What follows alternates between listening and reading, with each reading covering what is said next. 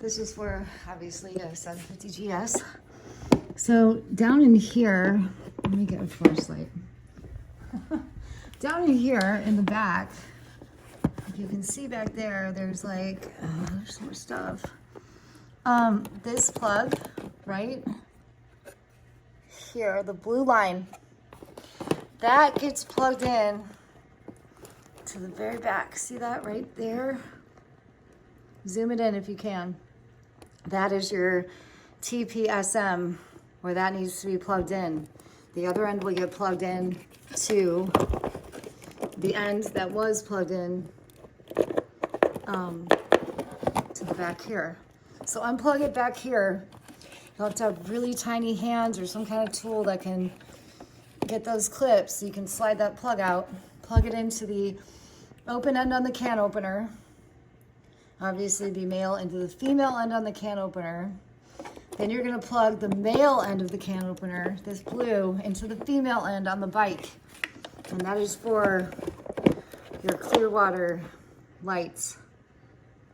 Clearwater. That is the can, sorry, I'm making sure you see this because that took me forever to figure this out. Can 3V 3.5 volt, I guess. Anyway, if you need to get something to push on that clip in there into the male into the female, get it like a screwdriver like this or something and push it in. You'll be able to do it. I did. I've never done this before. And you won't have to take off this entire rack to do it. By the way, this is a 2023 BMW F 750 GS, and it's not that hard. Clearwater is awesome. You can call them if you need any help. But if you want to look up your bike and what the instructions are for wiring for your can opener, it is under manuals. Under manuals on their menu in Clearwater, you can find your bike. And remember, this setup is for a bike with TPMS, because I do have tire pressure monitoring on my tires.